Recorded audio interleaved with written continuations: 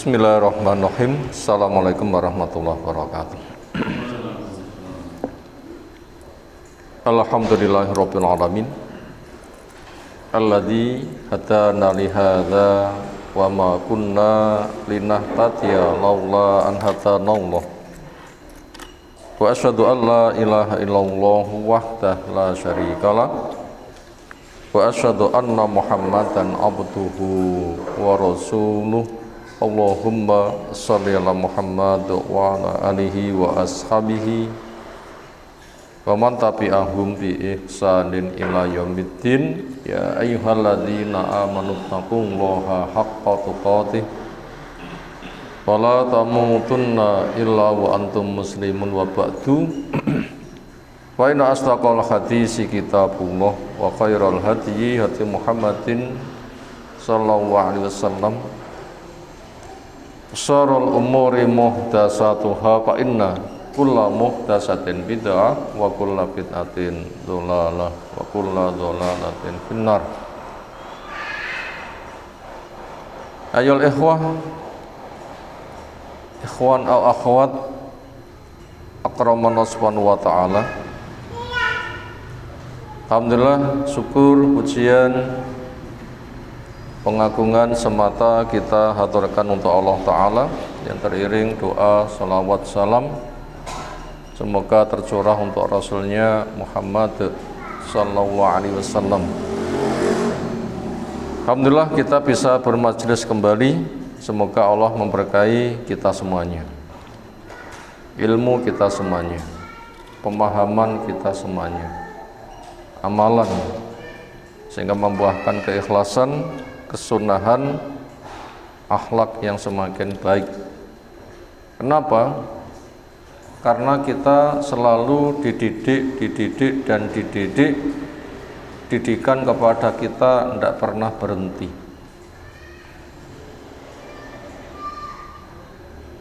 Apa didikan untuk kita? Yang selalu dan selalu. Zikir.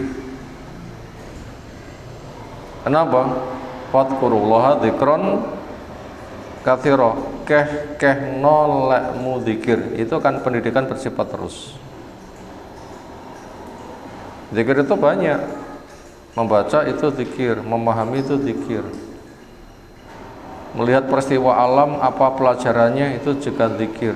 Kenapa? Rabbana ma khalaqta hadza batila. Enggak ada peristiwa alam yang sia-sia. Itu kan pendidikan terus yang seperti itu. Dengan kiaman wa quntan wa ala junubikum, berdirimu, dudukmu maupun berbaringmu, itu kan terus pendidikan lewat itu. Enggak pernah berhenti. Bahkan zikir itu statusnya seperti air. Berapa lama ikan siap disapih dari air tetap hidup? Berapa lama ikan siap disapih dari air tetap hidup? Jawab.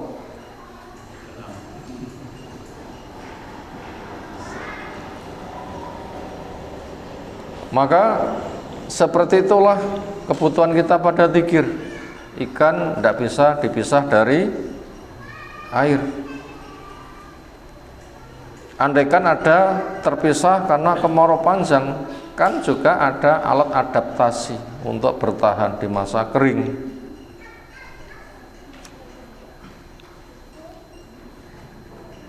Termasuk zikir yang paling besar itu sholat. Zikrullahi akbar, maka tegakkan. Suami merintah pada istri, wa'mur ahlaka bisolah wastabir alaiha. Perintahan keluargamu untuk sholat, dan untuk ini perkokoh kesabaran, karena memang mendidik itu nggak gampang, yang dididik juga nggak gampang, untuk bisa terampil juga tidak gampang. Keterampilan memang kita untuk diterampilkan, bukan sekali dua kali. Orang melitur mebler sekali pelituran halus, orang ngongkal lading sekali gesek landep, Orang ngunyah makanan sekali kunyah lembut, deplok kopi sekali deplok langsung lembut, enak lembutnya. Semuanya butuh berulang. Itu ada hikmahnya. Apa? Memperbanyak zikir. Intinya itu memperbanyak zikir. Itu kuncinya. Tapi maunya orang hasil. Tetapi intinya malah memperbanyak zikir. Hasil itu bila di surga. Selama di surga tidak bisa mempertimbangkan hasil. Tapi yang ada zikir. Itu sholat. Kemudian sholat yang mendapatkan nilai istimewa. Sampai Nabi Ibrahim selalu berdoa pada Allah Ta'ala supaya dijauhkan dari setan dan sebagai penegak sholat.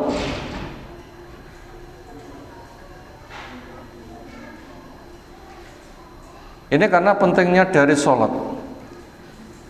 Sholat bukan sebatas beres sholat 5 waktunya, tapi juga rawatibnya. Maka kalau kita mendidik kepada anak-anak kita untuk sholat rawatib, ya harus gurunya sebagai pelopor, orang tuanya sebagai pelopor. Ketika memberitahu, ayo dek, li, sholat sunai, itu bapak ibunya sudah punya wudhu,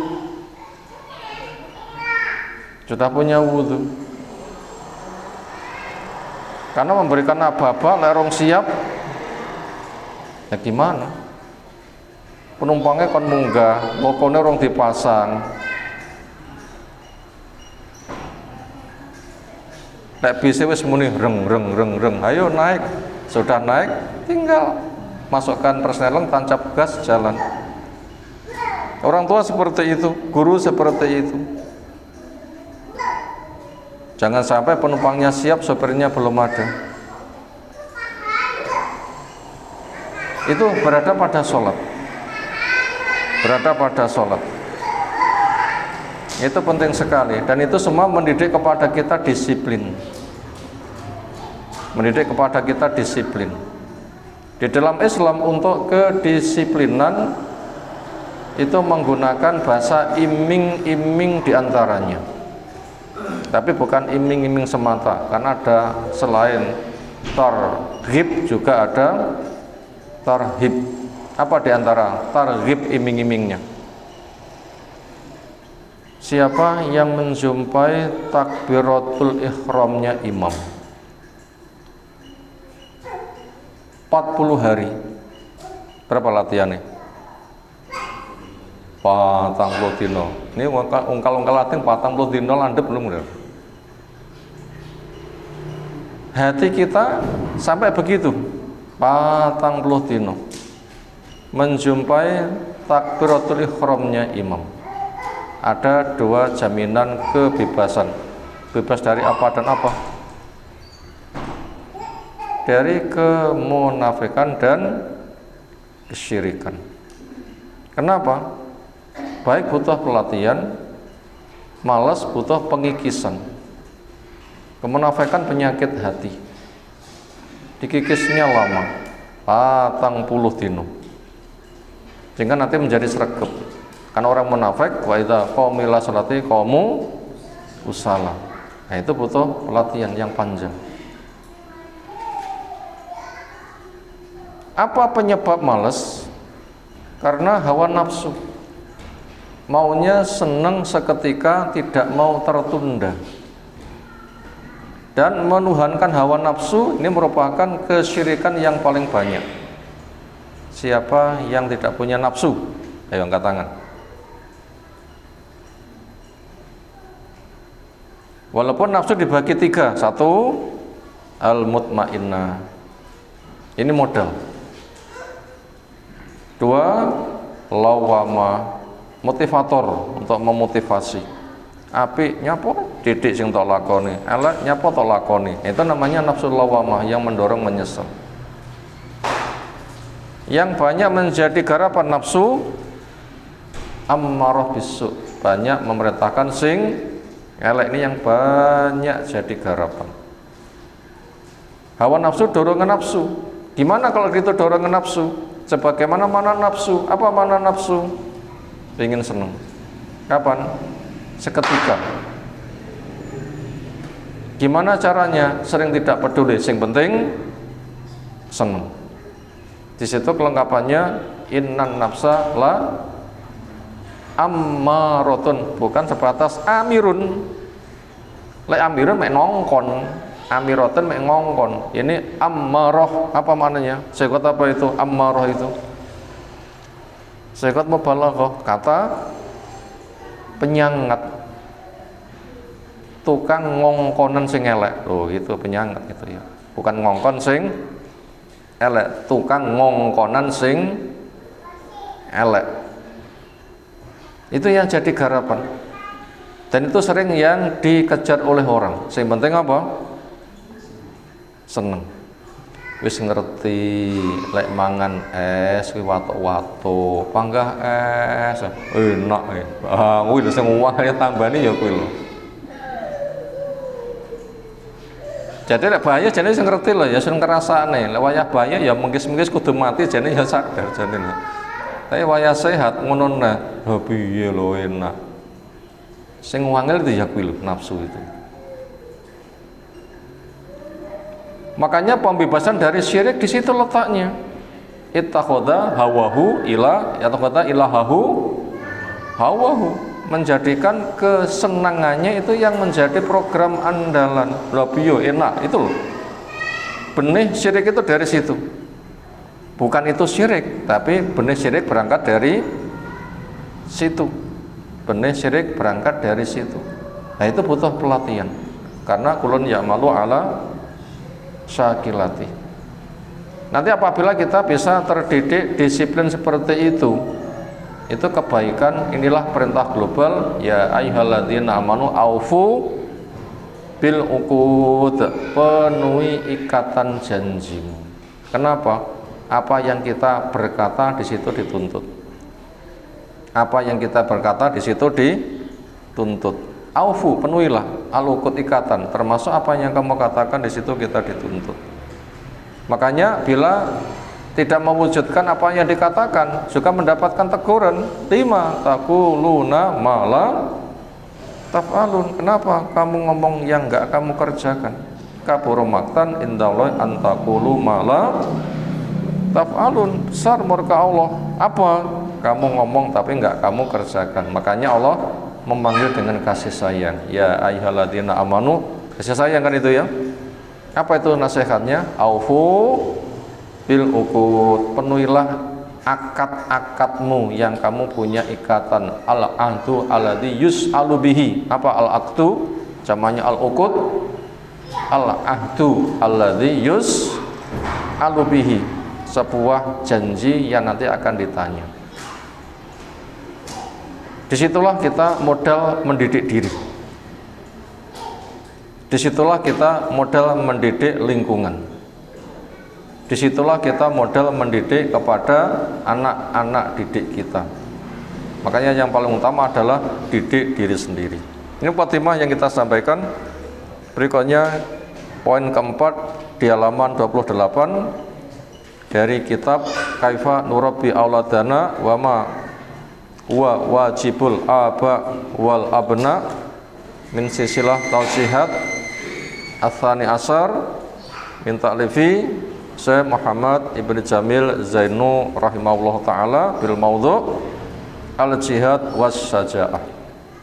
Tema jihad dan keberanian. Artinya kita didik anak kita jiwa jihad.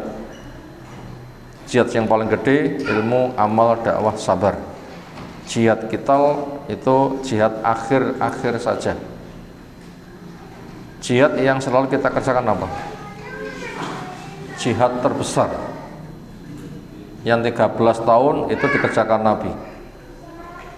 Jihad kita 10 tahun akhir enggak setiap hari perang. Yang paling banyak tetap jihad dakwah, jihadan kabiro. Maka kesibukan yang paling menyibukkan itu adalah kesibukan jihad terbesar yang semuanya terlibat, laki, perempuan, tua, muda, semua lapisan pelaku atau pembikin sarana, semuanya dilibatkan. Jihadan kabiro, apa itu bentuknya? Ilmu, amal, dakwah, sabar, dan istiqomah. Dan keberanian. Seringnya orang tidak berani takut resiko. Rasa takut itu ujian, bukan penghalang. Maka jangan mandek gara-gara takut, tetapi bagaimana kita diuji takut bisa menyelesaikan. Seringnya orang mandek gara-gara apa? Takut. Ingat, takut itu bukan penghalang, menyebabkan mandek, tapi takut itu ujian. Walana berluanakum bisain minal khaufi. Kami pasti uji kamu dengan sesuatu namanya takut. Itu ujian bukan penghalang. Maka jangan mandek gara-gara takut. Tapi sering yang menjadi penghalang takut. Tidak boleh gitu. Makanya siapa ada rasa takut jangan mandek. Tetapi saya diuji dengan rasa takut. Takut nggak boleh mandek. Bagaimana saya menyelesaikan ujian adanya rasa takut? Gimana caranya? Rasa takut tidak merubah takdir. Gimana caranya? Rasa takut tidak merubah takdir. Pegang ini.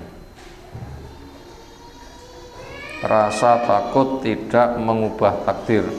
Wedi aku, gah aku, wedi aku. Dijamin selamat ya? Nggak ada. Ketika berani, ya rong mesti ciloko. Ketika bersembunyi, rong mesti selamat.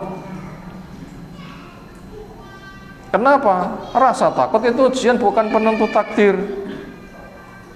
Makanya kalau ada pihak yang ngancam-ngancam, nggak usah takut ancaman. Ini bimbingan Islam. Gimana bimbingan Islam? Ojo takut ancaman wong sing ngancam. La yakhafuna laumata laim. Siapa penggertak terbesar sing ngeden-ngedeni terbesar? Sapa? Dajjal. Apa gertakane? Bunuh. Apa nah? Rampas harta. Ya kan? Tapi Dajjal itu bukan penentu takdir.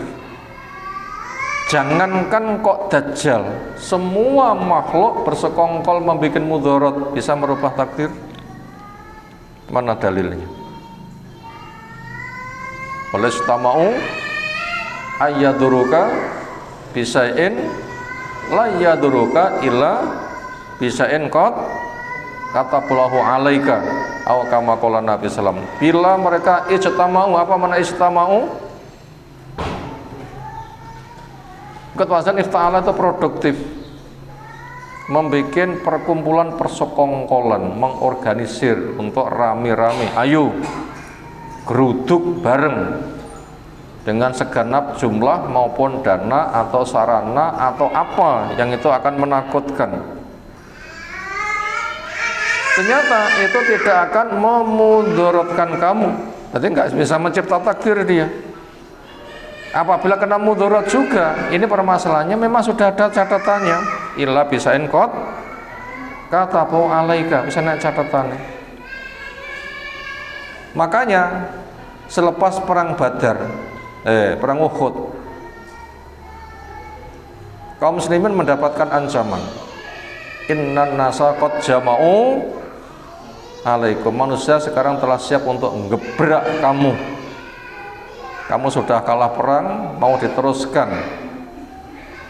Kaum muslimin waktu itu berat sekali deritanya. Sing mati 70, sing luka-luka luar biasa. Nanti melaku nggak iso. Nanti saling seret sebagian dengan sebagian yang lain. Nggak iso melaku. Tapi luka yang sangat. Ternyata mereka suruh berangkat lagi ke medan perang. Mendapatkan gertakan, manusia telah siaga untuk ngebrak kamu. Ternyata itu tidak memberikan tambah kecuali tambah dekat saja kepada Allah. Yang mereka hanya mengatakan hasbiyallah wa ni'mal wakil. Nah, begitu. Ini cara untuk menghilangkan gebrak ancaman rasa takut. Makanya tidak boleh mandek gara-gara ada ujian rasa takut. Kenapa? Dia tidak menolak takdir. Sementara wuti-wuti tak delik itu juga nggak bisa menjamin selamat. Apabila maju kok hancur juga belum tentu. Kenapa? Masing-masing ada jatah takdir. Secara teori Yahudi dengan dukungan dunia untuk menguasai Palestina kira-kira butuh waktu berapa jam secara teori? Secara teori, Yahudi dengan dukungan dunia penjajah di Palestina untuk bisa menang butuh waktu berapa jam secara teori? Tapi kenyataannya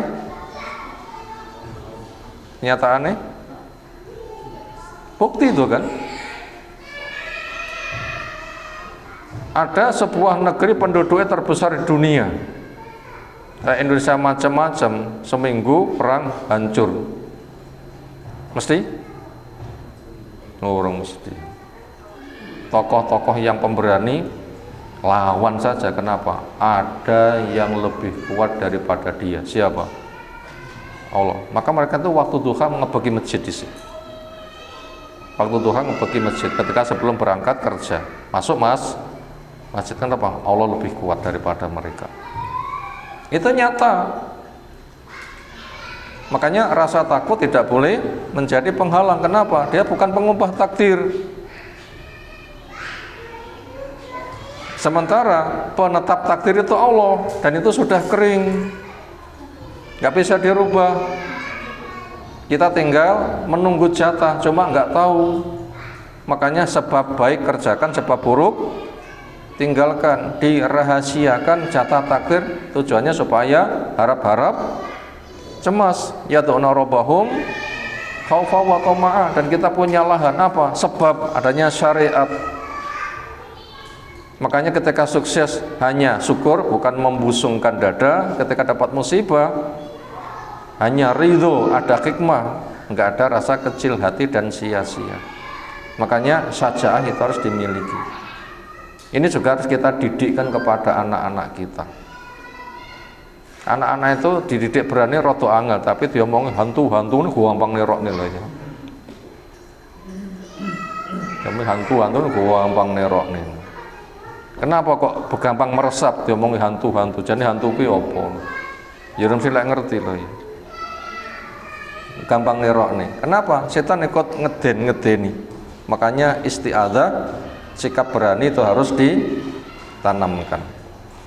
Lalu selain itu, untuk memupuk keberanian dengan kembali perkara yang dianggap menakutkan itu tidak merubah takdir, itu cara pertama. Yang kedua apa? Nah, kita masuk pada poin yang keempat, halaman 28. Syira'u qasasin tarbawiyatin nafiatin islamiyatin. Membeli kisah-kisah yang isinya pendidikan bermanfaat yang Islam.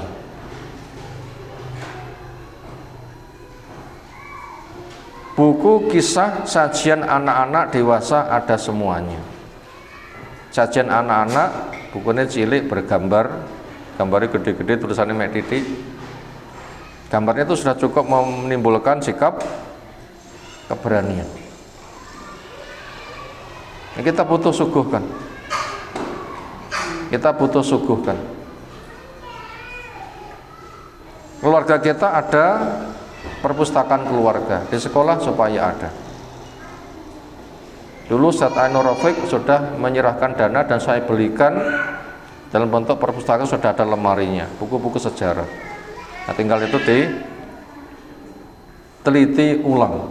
Kalau itu sudah rusak, bagaimana diperbarui sehingga nanti anak-anak digembarkan untuk masuk ke perpustakaan.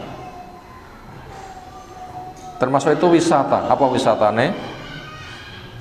Ada wisata udara, ada wisata air, ada wisata perpustakaan. Ya, dikombinasi. Nah, perlu nanti disiapi buku-buku, sapa sing iso maca sekian buku kesimpulan nopo diwai hadiah. Ya seneng ya bocah-bocah kira-kira ya. Ujung-ujungnya apa? Disuguhi kisah pendidikan bermanfaat, termasuk bagaimana orang dulu dengan segenap sikap keberaniannya. Gimana keberanian Nabi? Gimana Abu Bakar dikatakan lemah tapi lebih berani daripada Umar? Bagaimana keberanian Umar keberanian Khalid bin Walid dan tokoh-tokoh yang lain-lainnya.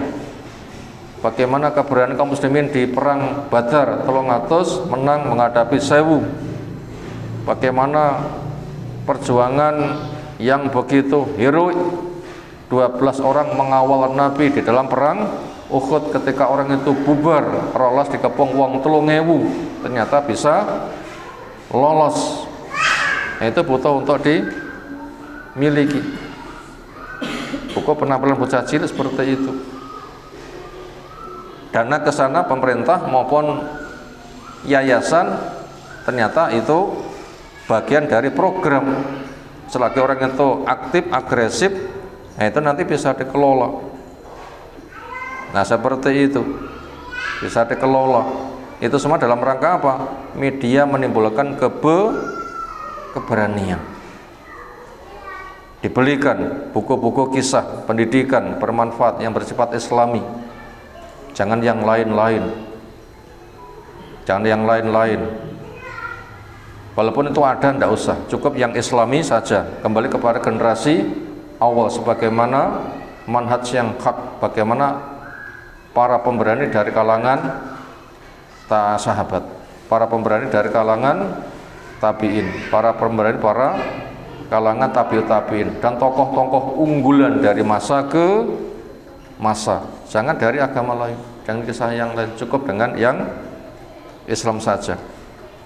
Mislu silsilati qasasil Quran al-Karim, semisal silsilah kisah Quran yang mulia, wasirati an-nabawiyati, sirah nabawiyah, wa abtali as-sahabati, dan bagaimana kepahlawanan para sahabat, wasolihin juga kepahlawanan orang-orang soleh. Itu untuk mendidik keberanian,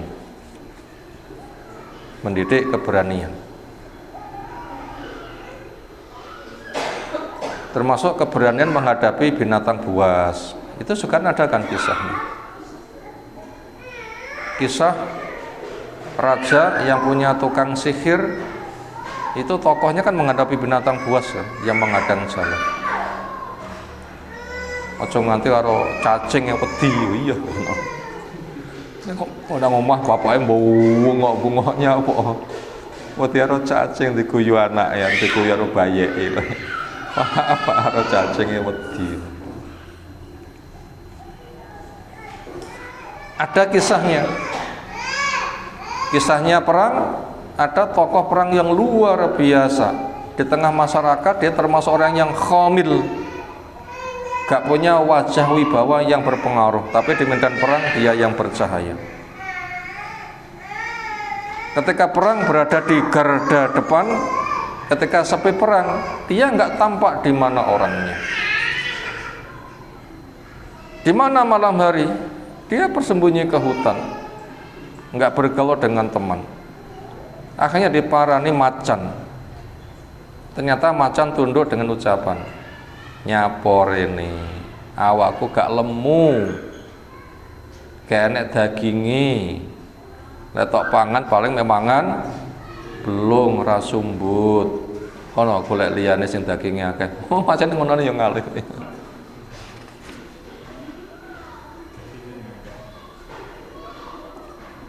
Itu kan juga kisah pemberani kan yang seperti itu.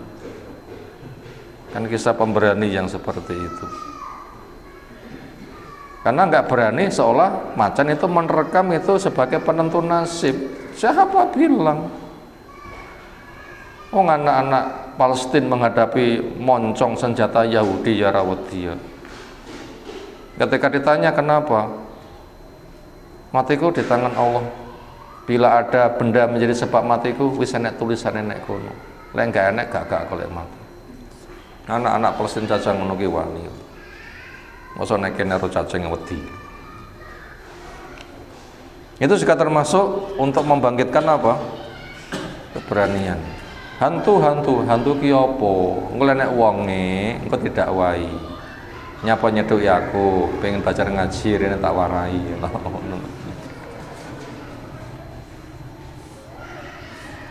Nah, bahasa yang semisal.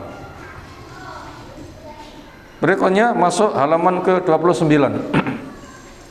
Judulnya Al-Adlu fil Ata'i Bainal Auladi, memiliki sikap adil di dalam pemberian di antara anak-anak.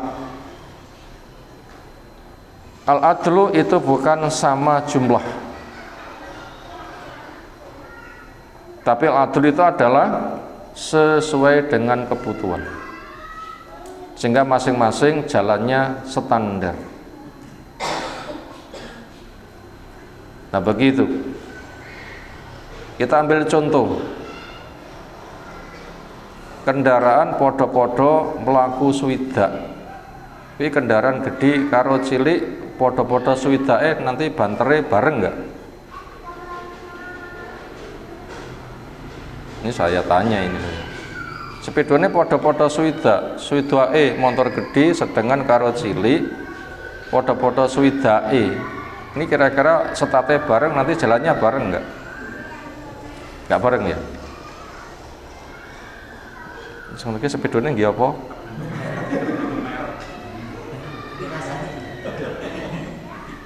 Nek sak jamin 60 menit ora padha terus malih piye malih ya? Mestinya sama. Cuma ngatur saja bagaimana, lek gede piye lek cilik gimana, tapi nanti pandome menunjukkan swidak, nanti per jam ya seperti itu. Setate bareng kudune ya bareng. Lek sing gede santai, lek cilik gereng, cuma ngono tok mesine permasalahane, ya kan? Ini usulan saya. Nanti biar sepedonya itu menjadi standar. Melayu piro, melayu swidak. Wah, berarti sekian waktu nanti sampai. Nggak melihat kendaraannya besar atau kecil. Ya cuma lek gede anteng, lek cilik mulai gereng, hanya gitu saja masalahnya. Lek kiri cilik ngiwil, lek sing kono malah mek keluar tok ngono. Tapi nanti sama. Ditanyakan, berapa jarak berarti sekian waktu kan sampai. Kan enggak usah tanya apa kendaraannya, ya kan? Bebas kan kendaraannya. Makanya namanya adil itu bukan sama, tapi adil itu adalah watus syaifi makani. Maka ketika orang tua mendidik kepada anak, termasuk guru kepada murid, itu supaya adil. Adil tidak harus sama.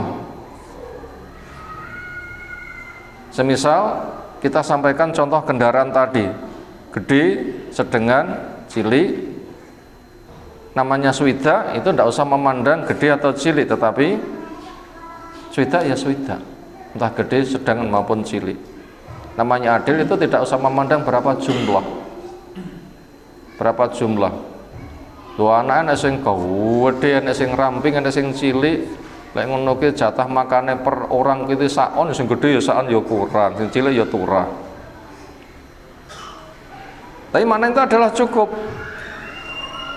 Termasuk andaikan ada yang ditakdirkan beristri double. Papat upamane sing istri pertama bobotnya 120, sing kedua bobotnya 90, sing ketiga bobotnya 75, sing sitok 45 gitu. Ngono ki ketika memberikan makan pada istrinya sama ya, ranjangnya podo ya, kainnya podo ya, enggak. Tetapi itu adil. Kenapa? Masing-masing sesuai dengan ukurannya. Walaupun sing gede dhewe ngenteni duwe akeh, sing cilik dhewe ngenteni duwe sing murah. Beda jumlah nggak masalah, itu adil. Kenapa adil itu? Menempatkan sesuatu berada di tempatnya. Anak sing iki sihat ra butuh dana, anak sing iki gering-geringen. Piro dandang nggih ngobati anak sing gering-geringen? Nek kudu padha, sing gering-geringen ya ora diobati, sing kono kakean duwe. Makanya adil itu bukan apa? Sama jumlah, tapi adil itu adalah watus syaifi makani. Nah, begitu. Kemudian pemberian orang tua kepada anak itu macamnya banyak. Ada pemberian nafkah karena ditanggung, ada pemberian sebelum mati sebagai modal, ada pemberian sesudah mati namanya warisan. Jadi pemberian orang tua kepada anak itu macam-macam, minimal 3. Pemberian karena tugas memberikan nafkah, pemberian karena memberikan pembekalan permodalan. Ada pemberian sesudah mati namanya warisan. Bagaimana adil? Pemberian untuk sehari-hari sebagai orang tua memberikan nafkah kepada anak, ini tidak ada perincian, yang ada berjalan normal. Ini pemberian orang tua kepada anak sebagai apa? Kewajiban memberi nafkah. Itu tidak ada perbandingan antara laki-laki dan perempuan, selagi masih pada tanggungan nafkah kehidupan sehari-hari untuk mengantarkan kepada kedewasaannya, maka selama itu pemberian itu tidak ada perincian. Berapa? Sesuai dengan kebutuhan, walaupun anak per anak itu kebutuhannya beda. Anak barep disusoni, anak terakhir tukokne susu formula, entah duit sama atau beda, podo-podo rong tahun. Sing disusoni entek piro? 0. Tukang susu formula entek piro? 1 jutaan. Susunya biasa ratau kering, formula gampang masuran, masun entek piro. Di total danane tidak sama, nggak masalah, itu adil. Jangan tanya berapa jumlah. Ya seperti itu. Sebagai kebutuhan bagaimana melakoni. Ujung-ujungnya adalah standar itu caranya, sehingga tidak ada pilih kasih. Makanya beda pada kondisi kayak begitu, nggak jadi masalah. Yang kedua, pemberian sebagai bekal modal biasa disebut sebagai hibah. Ini ada perinciannya. Pemberian ketika orang sudah mati, jelas teks dalil perbedaannya. Pemberian orang tua sudah mati namanya warisan, gimana perinciannya? Lidzakari mislu hadil unsayain. Anak laki-laki 2 kali lipat daripada anak perempuan. Basa Jawane anak lanang mikul, anak wedok gendong ki siji, mikul kuwi loro, mikul ngarep mburi, gendong siji. 2 berbanding 1. Kalau masih di dalam masa pertumbuhan sesuai kebutuhan, sekarang bukan masa pertumbuhan, bukan masa warisan, tetapi masa pembekalan. Wong tua pengen memberi kepada anaknya laki perempuan. Melu sing endi? Melu warisan apa melu seperti cilik di dalam asuhan yang mana? Sejauh yang saya pahami ada khilaf, tapi yang kuat seperti warisan. Sejauh yang saya pahami ada khilaf, tapi yang saya pahami yang lebih kuat seperti warisan. Maknanya seperti itu. Warisan jelas 2 berbanding 1. Pertimbangannya apa? Pertimbangannya wong tuwa wis nggak iso nyumbang neh nyapa mati karek warisan, itu saja 2 berbanding 1. Si urip kan lebih berhak. Cukup ra cukup tinggal mati ya kuwi pembagiane. Orang mati kan cek iso disumbang neh kan ya. Kan lebih berhak. Mungkin bila dibaca tulisan Syekh Utsaimin tentang masalah hibah condong ke sini maknanya. Mungkin ada yang mengikuti acara Insan TV iki jenenge apa ya? Serba serbi. Itu juga sering diangkat tema itu. Tentang pembahasan masalah bolehkah warisan wong tua cek urip? Yo aneh lah ya. Mau jenenge tirkah, mau jenenge didum cek urip. Akhirnya kembali kepada hibah. Sehingga apabila memang tujuannya ke sana, itu kelasnya kelas pembekalan. Makanya cara dumnya seperti warisan. Nggak iso nulung wae pembagian yang ngono, ki iso nulung kan masih lebih berpotensi. Itu kurang lebih bisa kita klasifikasikan menjadi 3. Pemberian orang tua kepada anak, satu, masa pertumbuhan sesuai kebutuhan. Ketika sudah mati sebagaimana jatah warisan.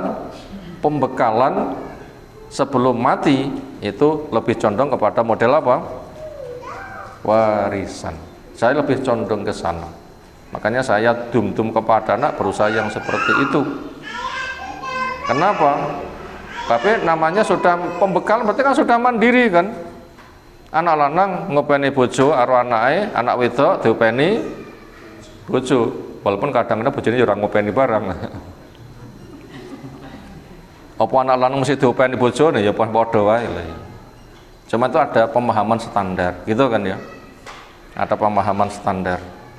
Nanti apabila ada pengecualian itu mesti ada. Tidak ada masalah tanpa pengecualian. Enak. Masalah tanpa istisna. Waduh. Mesti ada korting-korting. Kenapa? Kondisi-kondisi. Makanya Allah mengatakan la yukalliful nafsan illa usaha. Ada masa-masa di luar kemampuan, gimana solusinya sampai bangkit saja jadi halal untuk menolak bahaya dengan syarat yang telah ditetapkan, kan begitu masalahnya. Ini pemikiran dasar ketika kita mengkaji tema ini. Pemberian orang tua kepada anak bisa diklasifikasikan 3 pembagian besar. Pemberian ketika masa menafkahi memang belum bisa. Pemberian ketika mati namanya warisan. Pemberian sudah mandiri tapi belum tinggal mati, semisal pembekalan namanya semisal hibah. Minimal dibagi menjadi 3.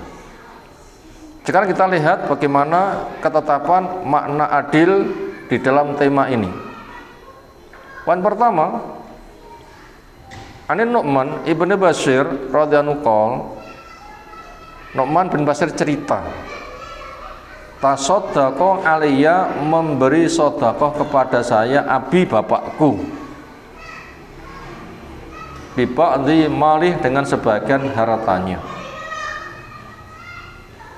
Ini memberitahu kepada dia, ini bukan kasus nafkah, dan nafkah nggak jadi masalah, nggak usah diperinci, itu memang kewajiban orang tua. Ini kasusnya lain tentunya.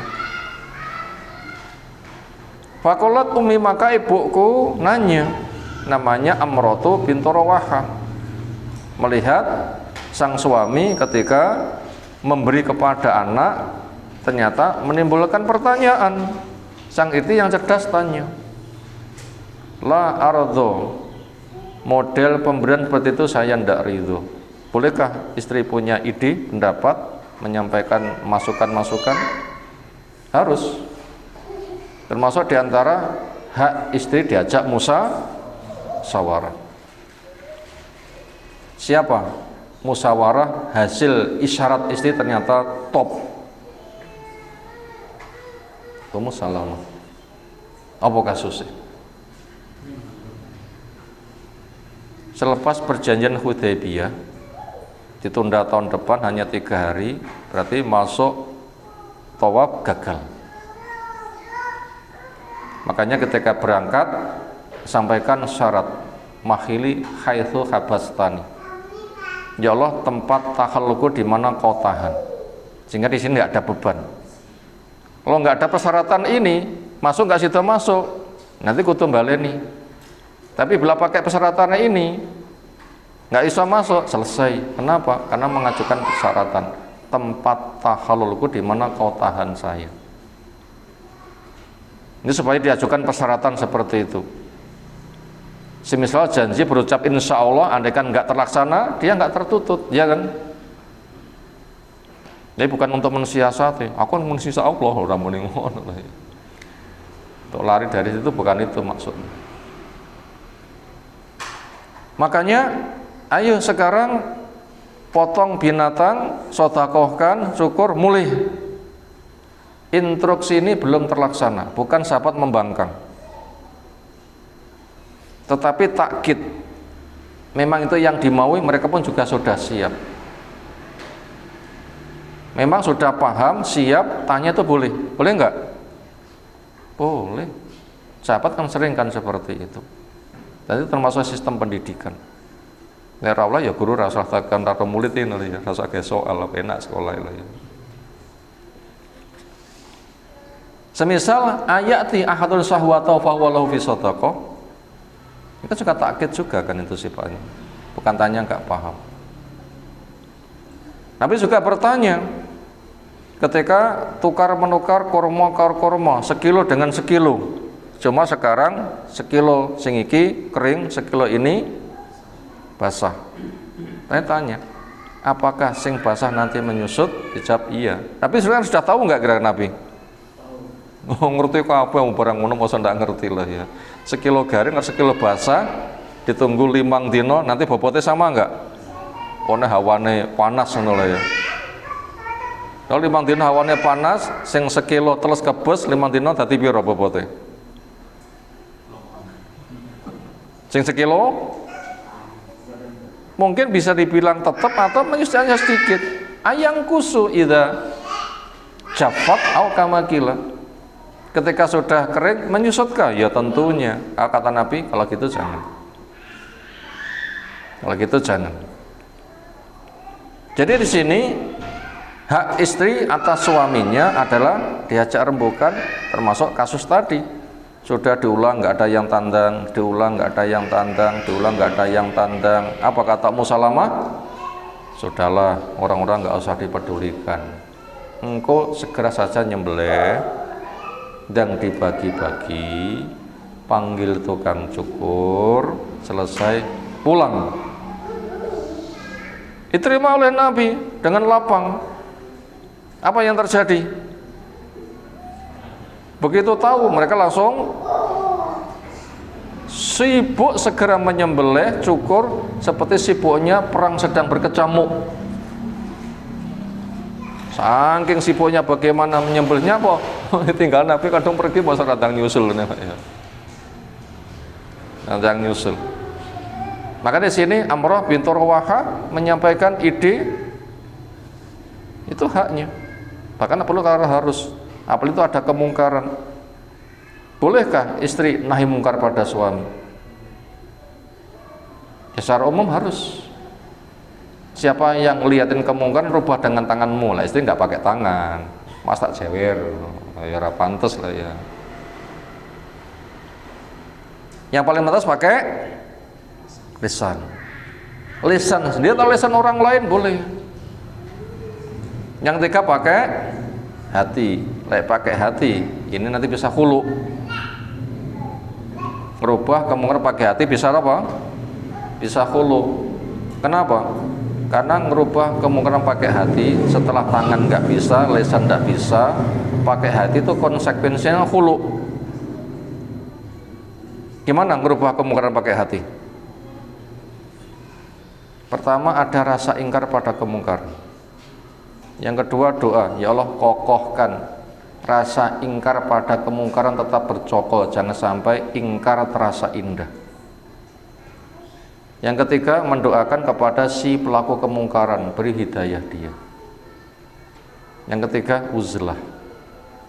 Apa ketiga? Uzlah la ta'udu mahum hatta yakhudhu fi haditsin ghairi. Aja duduk bersama mereka sampai membicarakan pembicaraan yang lain. Kenapa? Atau begitu idzan misluhum, kamu nanti bisa semisal mereka.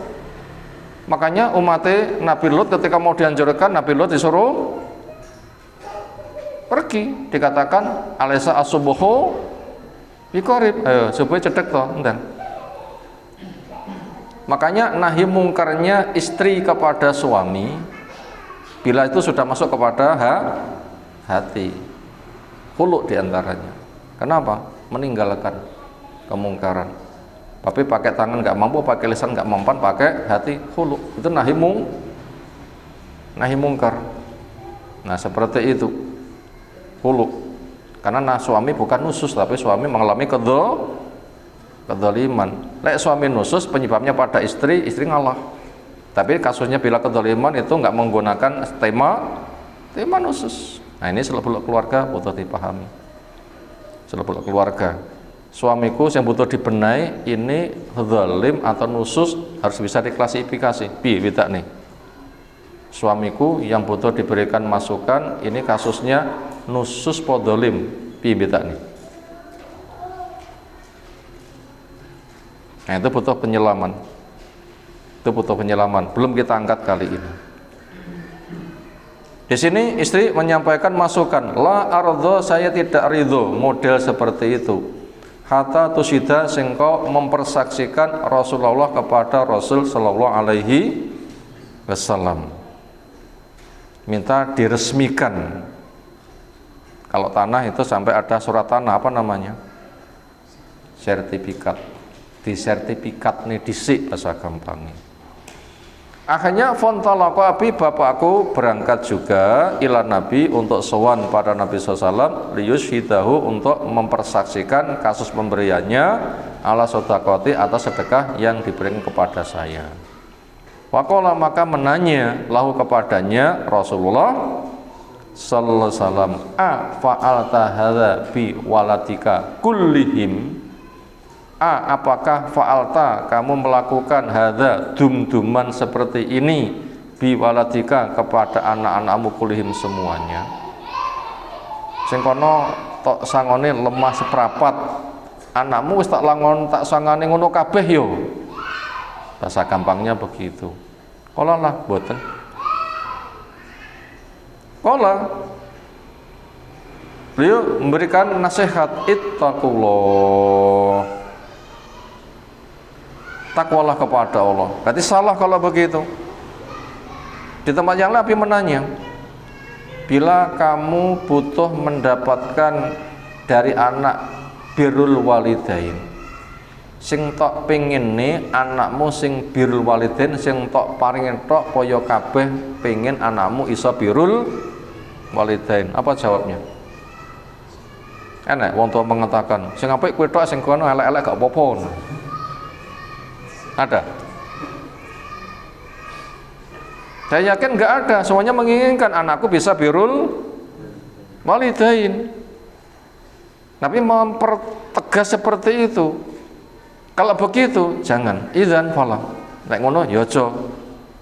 Sing sebagian kamu beri, sebagian tidak. Di sini dengan bahasa wa'dilu baina auladikum, sikaplah adil di antara anak-anakmu. Nah, termasuk bentuk adil di sini seperti warisan. Ini pembekalan, bukan pemberian orang tua sebagai hak anak untuk dibekali untuk tumbuhnya, bukan, tetapi ini sebagai pembekalan. Wa fi riwayatin qala Nabi SAW, fala tushhidni idzan, jangan kamu persaksikan kepada saya kalau begitu. Fa ini, maka sesungguhnya saya la ushidu ala jaurin, tidak memberikan persaksian kepada jaur. Jaur punya mana az-zulmi, yaitu kezaliman. Akhrajahu Muslim wa Nasai, yang di atas adalah muttafaq alaih, disepakati Sahih Bukhari Muslim. Bagaimana berikutnya insyaallah menjadi materi yang akan datang. Semoga apa yang kita sampaikan Allah berikan ilmu bermanfaat untuk kita semuanya. Tanggapan silahkan. Ya.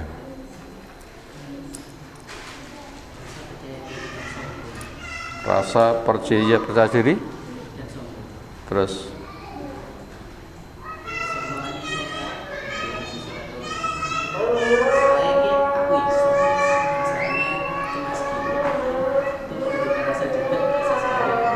rasa percaya dan sombong. Rasa percaya berdiri harus, sombong nggak boleh.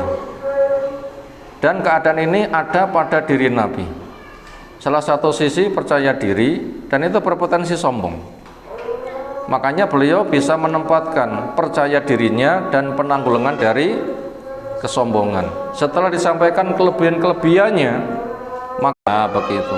Tapi mengatakan la fakhra, maka itu selalu terkendali. Makanya muhasabah sebelum kerja, muhasabah selama kerja, muhasabah selesai kerja. Punya kelebihan silahkan disampaikan, tetapi segera pasang rem, apa? La fakhra. Nabi katakan begitu. Ini bukan untuk apa? Membanggakan. Ngono ki angel loh ya. Ngono ki angel. Makanya kita selalu berdoa. Demikian, subhanakallahumma bihamdika asyhadu an la ilaha illa anta astaghfiruka wa atubu ilaik. Assalamualaikum warahmatullahi wabarakatuh.